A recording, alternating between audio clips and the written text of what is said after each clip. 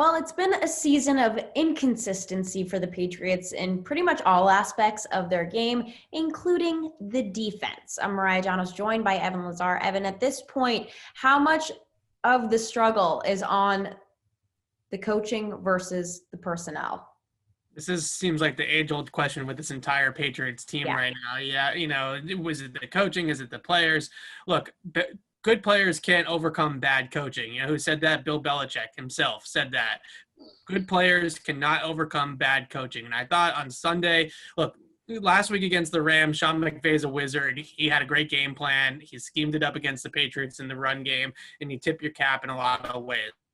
This week against Miami, the Dolphins came out and they were running the ball at will down the Patriots' throats. And there were some situational play calls that I had a lot of problems with. You have a 3rd-and-1 play at the end of the first quarter where it's 3rd-and-1 and you have a 6-man box with 2 down defensive linemen. I mean, I don't know what 3rd-and-1 call that is, but it's not a good one. I mean, you got your off-ball linebackers are 5 yards off the ball on 3rd down and 1. That's almost like a goal line situation, right? Where Mariah's dodging flies there, just like the Patriots were dodging the Miami Dolphins running backs yesterday instead of tackling them. That's the biggest thing is that you look at some of the coaching calls yesterday on these short yardage situations. I posted one on Twitter. It's 2nd and 1, and they're running a stunt on the strength side of the formation, and it just blows the edge and the running back just goes around the corner for a 20-yard gain.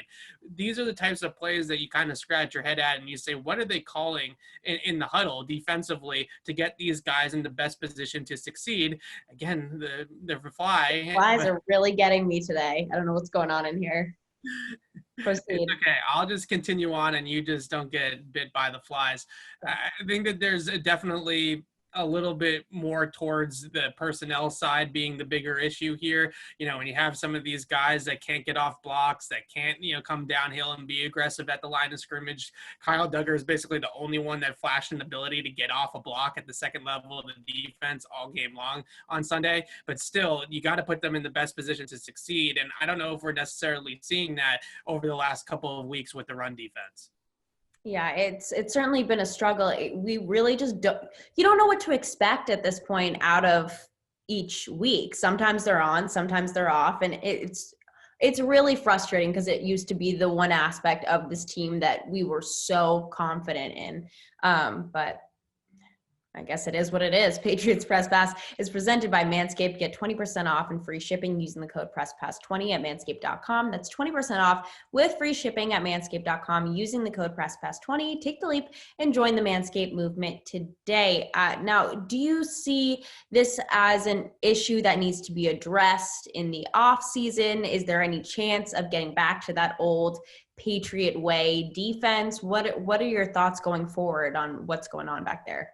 Well, I think hopefully they'll upgrade the edge defender position, the nose tackle position, maybe get another linebacker in there to be able to, come off the ball and defeat some blocks and make some tackles at the second level of the defense.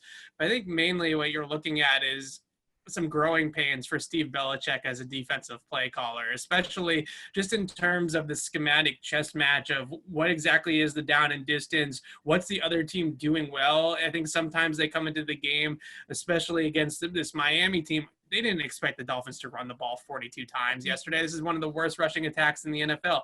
They expected to have to game plan and scheme up for Tua. And they got into the game, and it felt like they were just so married to that game plan of being worried about Tua in the passing game and not really reading the tea leaves of how the game was going and realizing, okay, we got to get bigger up front because they're just running the ball right down our throats. It wasn't a situation where you can point to one thing either. Sometimes you can say against the Rams, it really was the edge. That was a big problem, right? In this game, it was just kind of where Miami wanted to run the football was an issue, whether they wanted to run it inside or outside or zone or man blocking, or it didn't really matter. Everything was sort of a problem. So I think that that's a little bit of growing pains with the young defensive play caller. I think Bill Belichick in a lot of ways is sort of letting Steve learn the hard way, kind of learn trial by fire here. And it's kind of the best way for him to develop as a coach is to just put him under fire and see what he does and see how he adjusts and see how he makes up for his mistakes and things like that. There's some there's a lot of talk, I think, over the years of what exactly Bill Belichick's involvement is with his defense. And at times it's more than other times. But I think this year in particular, he's spent a lot of time with Cam Newton because he likes to spend time with the quarterback, get into the quarterback's ear, talk about the quarterback, tell the quarterback how the defense is going to play him on Sunday, get him prepared by scouting the other defense and getting the quarterback extremely well informed into what exactly they're going to do. So I think that that's a lot more of what Bill does these days than necessarily being a de facto defensive coordinator and running that defense. I think this year we've seen some issues with Steve Belichick's play calling and just sort of the game plan defensively going into these games and not being able to adjust as much as you would like.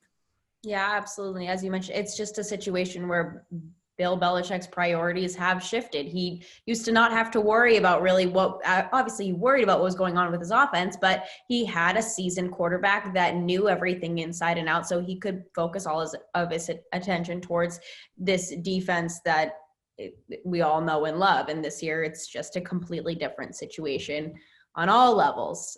So hopefully going forward, things can change and little Belichick can get a little bit more comfortable, but we'll see what happens. For all of our Patriots coverage, head to clnsmedia.com and subscribe to our YouTube channel over at Patriots Press Pass. Ho, ho, ho.